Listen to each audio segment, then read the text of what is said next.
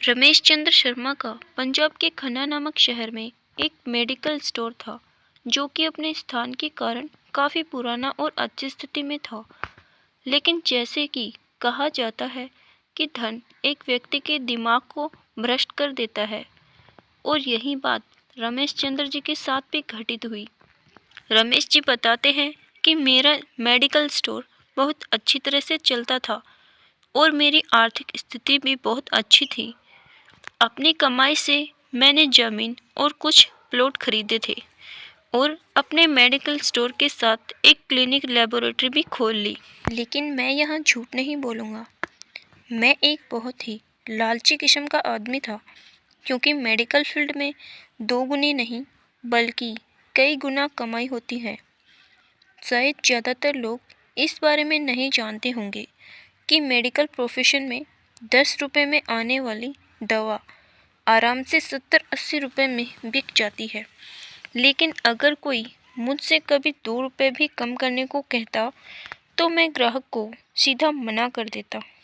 खैर, मैं हर किसी के बारे में बात नहीं कर रहा हूँ, सिर्फ अपनी बात कर रहा हूँ। वर्ष 2008 में गर्मी के दिनों में एक बूढ़ा व्यक्ति मेरे स्टोर पर आया।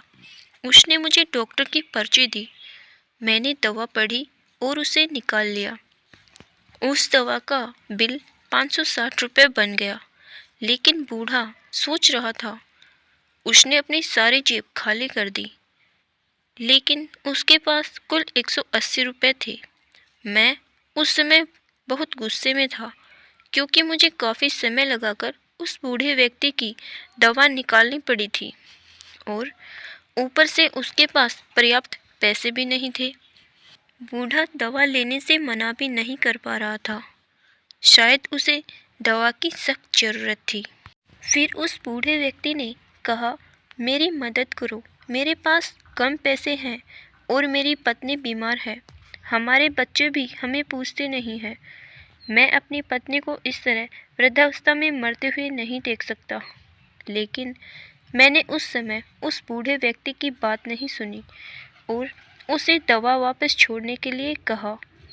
यहाँ पर मैं एक बात कहना चाहूँगा कि वास्तव में उस बूढ़े व्यक्ति की दवा की कुल राशि 120 रुपये ही बनती थी।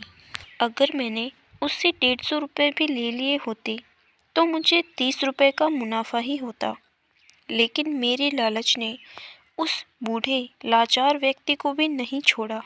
फिर मेरी दुकान पर खड़े एक दूसरे ग्राहक ने अपनी जेब से पैसे निकाले और उस बूढ़े आदमी के लिए दवा खरीदी। लेकिन इसका भी मुझ पर कोई असर नहीं हुआ। मैंने पैसे लिए और बूढ़े को दवाई दे दी। समय बीतता गया और वर्ष 2009 आ गया। मेरे इकलौते बेटे को ब्रेन ट्यूमर हो गया। पहले तो हमें पता ही नहीं चला, लेकिन जब पता चला तो बेटा मृत्यु के कगार पर था। पैसा बहता रहा, लड़के की बीमारी बढ़ती ही गई, प्लॉट बिक गए, ज़मीन बिक गई और आखिरकार मेडिकल स्टोर भी बिक गया। लेकिन मेरे बेटे की तबीयत बिल्कुल नहीं सुधरी। उसका ऑपरेशन भी हुआ और जब सब पैसा ख़त्म हो गया तो आखिरकार डॉक्टरों ने मुझे अपने बेटे को घर ले जाने और उसकी सेवा करने के लिए कहा।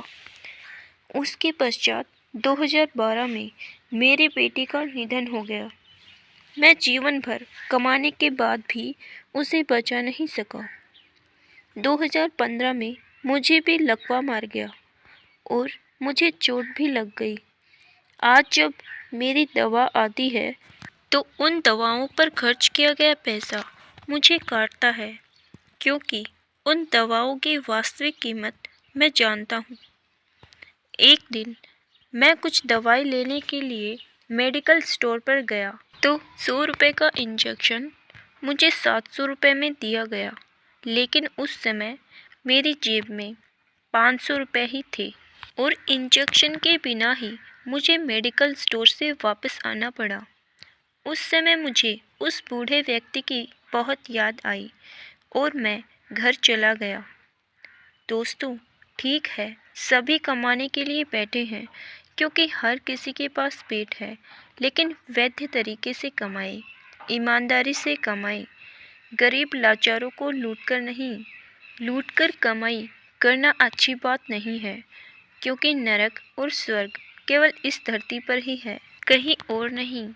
और आज मैं नरक भुगत रहा हूँ। पैसा हमेशा मदद नहीं करता, हमेशा ईश्वर से डरकर चलो, उसका नियम अटल है, क्योंकि कई बार एक छोटा सा लालच भी हमें बहुत बड़े दुख में धकेल सकता है। आशा करती हूँ दोस्तों, कहानी आपको ज़रूर पसंद आई होगी। कहानी अगर पसंद आई तो वीडियो को लाइक करें, शेयर करें और हमारे चैनल को सब्सक्राइब करें। धन्यवाद।